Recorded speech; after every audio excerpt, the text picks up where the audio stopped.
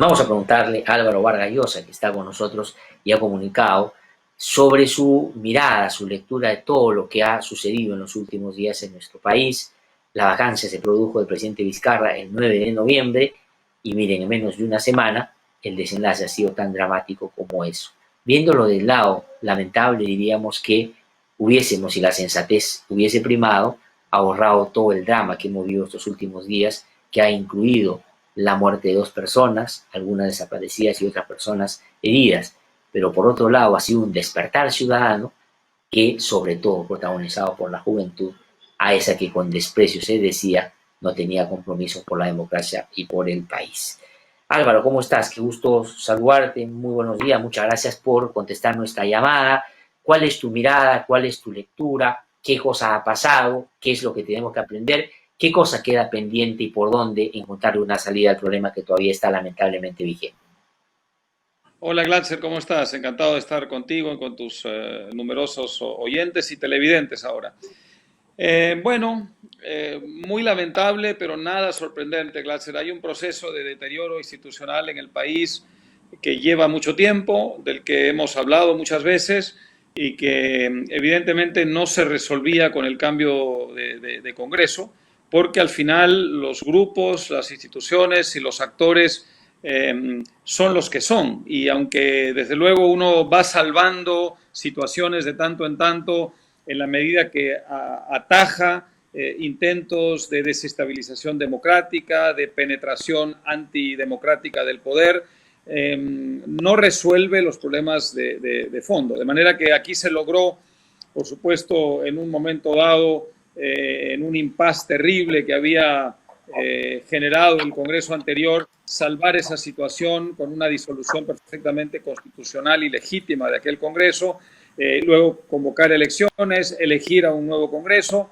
Sin embargo, como las agrupaciones políticas son las que son, las instituciones están como y los actores son los que son, al final eso termina, digamos, salvando situaciones puntuales durante un tiempo, brevemente, temporalmente, pero no se llega a una solución de fondo, ¿no? Mi esperanza era, Glatzer, que las elecciones de abril, presididas desde luego por el régimen que teníamos y el gobierno que teníamos, a pesar de todos los cuestionamientos sobre el señor Vizcarra, pudiera producir esa salida, pero el Congreso actual evidentemente pensó de otra manera y se ha dedicado a generar una crisis política, echando arrojando un manto incluso de sospecha y de duda sobre un proceso electoral que tenía que haberse desarrollado con absoluta y total normalidad. Así que, bueno, la conclusión solo puede ser nefasta. Dicho esto, Glatzer, una vez más en la historia moderna, contemporánea y reciente del Perú, hemos visto lo mejor de la sociedad peruana manifestarse frente a este estado de cosas. Hemos visto a gente dando la vida, literalmente, a otra arriesgando la vida y a mucha otra masivamente, espontáneamente, sin ser dirigida ni teledirigida por nadie, expresar una sana indignación, no en la capital, en todo el país, frente a lo que percibía como algo que no era legítimo, que era un acto de usurpación, pero yo creo que más allá de eso también como lanzando un grito de desesperación para provocar un cambio radical en una situación que, como digo, es producto de un deterioro sistemático desde hace ya demasiado tiempo perjuicio de, sobre todo, una juventud a la que le están matando las ilusiones y las esperanzas, ¿no? Álvaro, me quiero centrar un ratito en tu no sorpresa al comienzo, que comparto además porque esto era, para decirlo en términos más coloquiales, como algo que ya estaba cantado. Sabíamos la arremetida, sabíamos quiénes están detrás y sabíamos cuál era el objetivo. Pero sin embargo hay algunas cosas sobre las cuales me parece sería bien interesante puedas tú reflexionar. Estos intereses de quienes hoy auspician o están auspiciados o por la política de privilegiar lo suyo a costa del país, ¿no es cierto?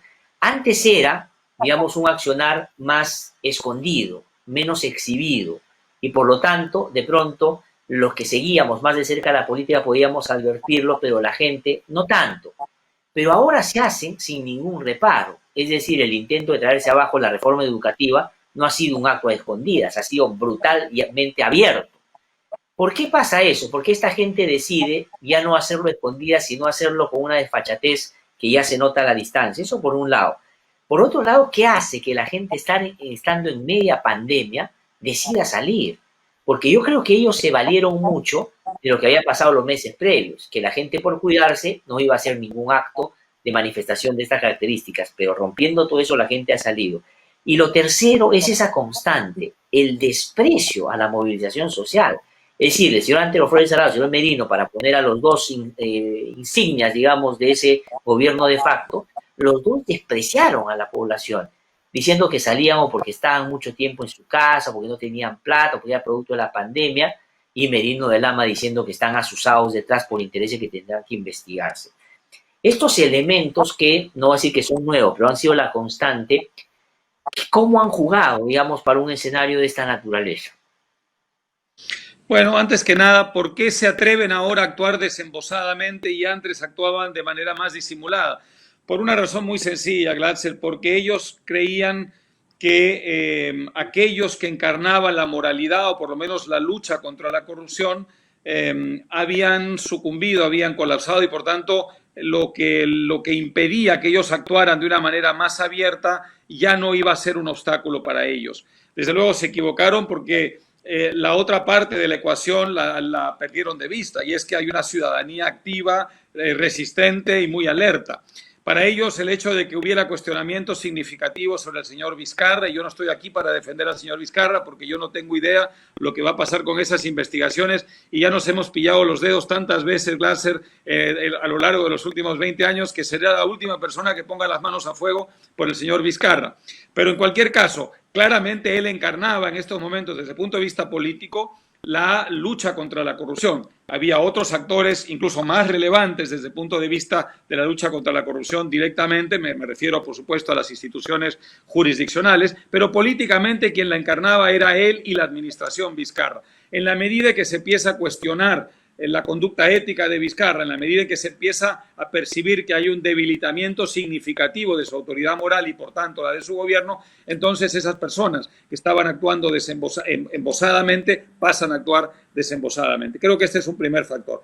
Con respecto a lo otro, sí, claro que han mostrado un enorme desprecio por la ciudadanía, pero eso viene o nace, Glatzer, ¿de qué? De un absoluto desconocimiento de lo que es el nuevo país, la nueva sociedad civil del Perú. Es muy sorprendente que actores políticos que están en contacto, se supone, con la vida diaria del país, tengan un desconocimiento tan profundo sobre los resortes que mueven hoy día la sociedad civil. Ya hemos tenido muchas pruebas anteriores, quizá no tan masivas, tan contundentes como los últimos días, pero hemos tenido muchos avisos, muchos síntomas muy visibles en los últimos años de que había una sociedad civil muy distinta de la anterior, es decir, mucho más despierta, mucho más alerta, mucho más embravecida, dispuesta, ya digo, a arriesgar la vida, ¿no? Bueno, perdieron de vista todo esto, entonces ese desprecio que mostraban, lo mostraban por desconocimiento. Si ellos hubieran tenido mayor conciencia de lo que tenían enfrente, quizá no se habrían atrevido, Glatzel, porque evidentemente para ellos las consecuencias van a ser muy graves. Hay muertos de por medio, sabe Dios lo que pasará. Yo me imagino que habrá unas investigaciones en el Ministerio Público importantes, habrá unas responsabilidades el día de mañana. Si ellos hubieran previsto todo esto, habrían actuado con más prudencia, aunque sea por salvar el pellejo. Pero evidentemente no lo hicieron porque tenían una ignorancia absoluta y total sobre lo que es la sociedad civil del Perú hoy en día. Dicho esto, el problema que tenemos ahora es este. Tenemos algo maravilloso y muy hermoso, esta especie de bebé que ha nacido, que es la sociedad civil. El problema es que necesitamos rápidamente pasar al estado de madurez con unas instituciones que le den a eso un seguimiento más permanente. Es decir, un país no puede vivir de sobresalto en sobresalto, no puede vivir cada ciertos meses o años sacando millones de personas a la calle, arriesgando la vida, llorando muertos y sacando del camino amenazas anticonstitucionales, porque esa es solo la primera parte de la tarea. Hay la otra tarea, hay un momento en que ya eso no debe ser necesario, porque tenemos algo institucionalmente organizado para impedir desde las propias instituciones que se den situaciones como estas que obliguen a la gente a lanzarse a la calle. Esta es la parte de la chamba, Glatzer, que todavía no logramos, mira, décadas después de haber recuperado la democracia. Sí, no, pero además si tenemos, creo que en el recuento algunos episodios políticamente muy dramáticos que no nos condujeron necesariamente a ese convencimiento de fortalecer la institucionalidad democrática, ¿no? En los 90, después de la caída del régimen de Fujimori, la movilización centralmente de la juventud también no necesariamente produjo, salvo en el gobierno de transición, la convicción de la institucionalización y darle contenido a la democracia, ¿no? Claro. Pero la pregunta que te quiero hacer ahí en relación a eso es esto que tú decías hace un rato, ¿no? Esto no solo es el paso de hacia una ciudadanía, el ejercicio pleno de gente que no está dispuesta a someterse a una dinámica perversa y contraria a la Constitución y a la realidad misma, sino eso que tú llamas un cambio radical que entiendo tiene que ser profundamente mirando la precariedad institucional. Y eso es lo que nos pasa, porque muy poco va a servir en términos concretos que la movilización en la calle sirva para hacer que un dictador deponga, ¿no es cierto?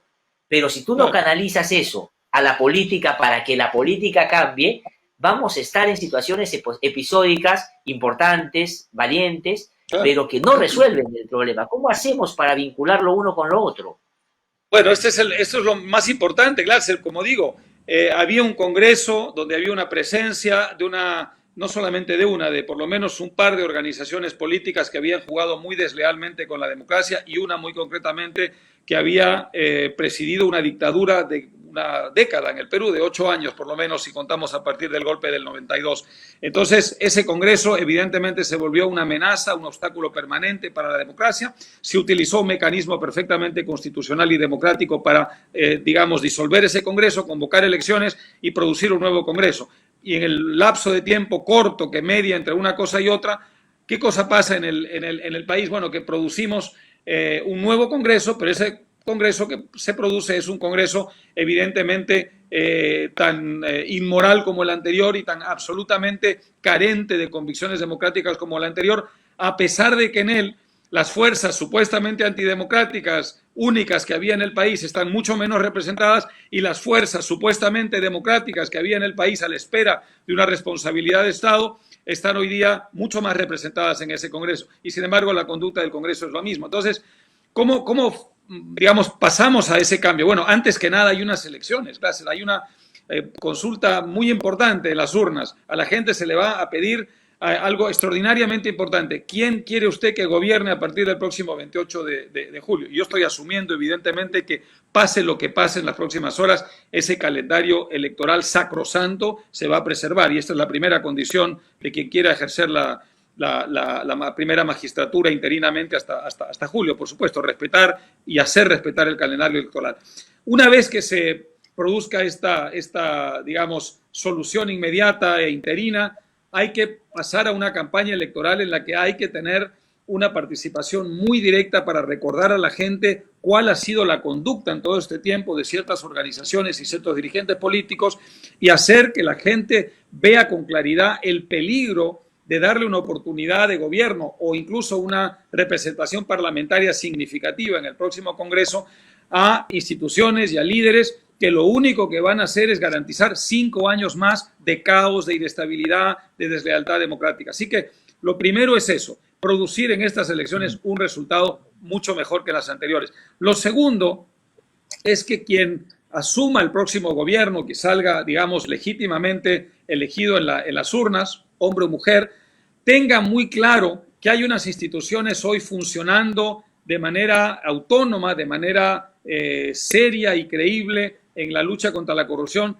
que deben ser respaldadas y deben ser protegidas. Esta es otra condición fundamental para lo que estás diciendo, es para la institucionalización del país. Si por una vez tenemos a una parte de nuestras instituciones jurisdiccionales haciendo su chamba, es fundamental que la parte política respete, que le dé un marco a eso de respetabilidad total y absoluta para evitar lo que hemos tenido hasta ahora, que es una interferencia política permanente desde el poder tratando de ensuciar y enlodar las cosas. Más allá de eso, bueno, sería largo de responder, pero en general, digamos, aplicar estos mismos principios en cada una de las tareas. Lo más importante en el futuro inmediato del Perú son las instituciones. Todo lo demás, incluida la economía, viene por añadidura, Glatzel. Una economía no tan bien manejada en un marco institucional sólido te dará mejores cifras económicas que una economía aparentemente bien manejada en medio de un zafarrancho y de un caos político como este, ¿no?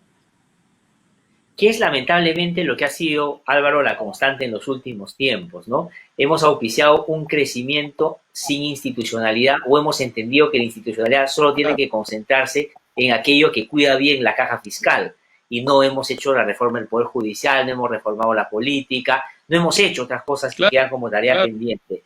Pero ¿cómo hacemos para que, digamos, no sea la lucha contra la corrupción en el marco de lo que termina siendo un denominador común de la política hoy, que es el cinismo, que se use para fines perversos? Porque a Vizcarra lo saca bajo el argumento de la lucha contra la corrupción.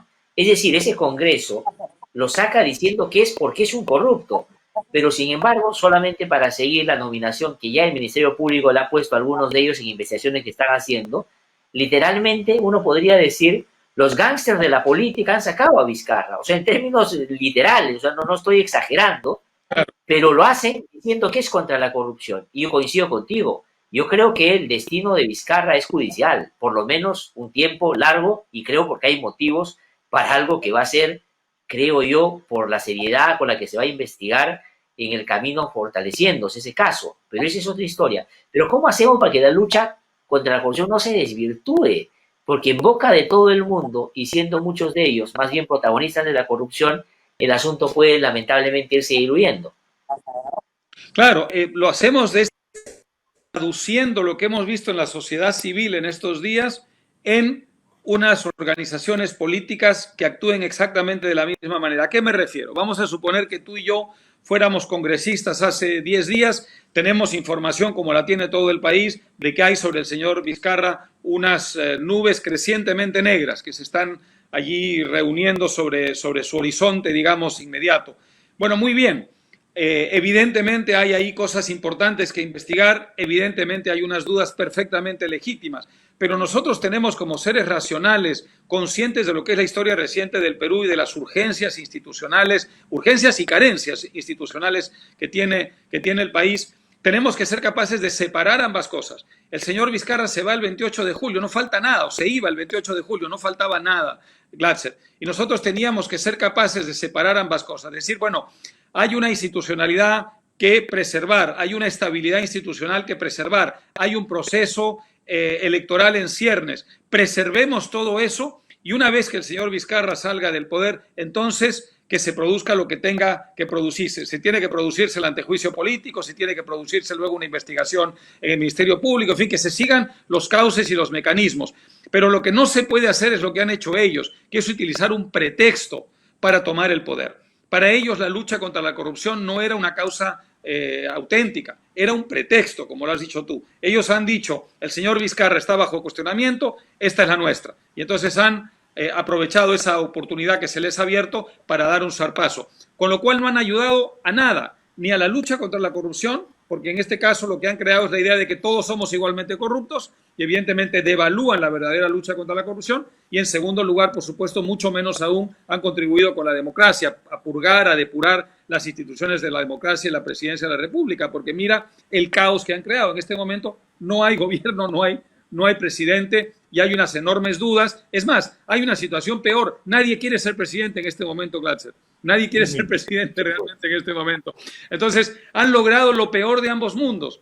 Así que creo que esto es fundamental. Repito esta historia. Se supone que los partidos políticos son canales, vehículos de la sociedad, ¿no es cierto? Para eso están, para representarla, para, en cierta forma, ser un reflejo, digamos, institucionalizado de la sociedad civil. Esta es la función que no han sabido y no saben cumplir. Y cuando no la saben cumplir, se crean vacíos que llena la propia sociedad civil, cosa que es sana en una primera instancia. Pero un país no puede ser gobernado ni puede vivir permanentemente de esta forma. Es decir, el mundo, digamos, de las manifestaciones está bien para parar amenazas totalitarias, pero no está bien para crear un marco, digamos, de estabilidad, de serenidad, de previsibilidad institucional. Por tanto, ahora corresponde a las organizaciones políticas que están o van a entrar en una campaña electoral nuevamente, ofrecerle al país precisamente esa traducción, traducir este ánimo sano, participativo de la sociedad civil en una propuesta institucional que va mucho más allá de la administración de la economía. De acuerdo. Álvaro, te quiero agradecer mucho, como siempre, por tu gentileza de contestarnos la llamada, tus reflexiones de verdad que nos son muy interesantes. Y claro, auspician esta idea que creo yo no deberíamos hacer que se termine de desvanecer, que la política es fundamental y hay que institucionalizarla. Lo que pasa es que la gente, como ve a estos políticos, cree que esa es la única manera como se tiene que hacer. Y creo que el reto como país es cómo canalizamos todo eso que hoy día ha terminado siendo el ejemplo de la participación y el camino, paso grande hacia la ciudadanía en política para poder, digamos, hacer que el Estado se haga cargo de su propio ciudadano, ¿no? Ese es el reto. Muchísimas gracias, Álvaro, por el Gracias tiempo a que ti. nos has dado. Vamos a tener seguramente otras oportunidades porque esto todavía va a seguir seguramente. Muchísimas gracias, muy amable, ¿Cómo no? muy amable. Suscríbete a nuestro canal de YouTube, búscanos como IDL Radio y activa las notificaciones para ver No hay Derecho en Vivo.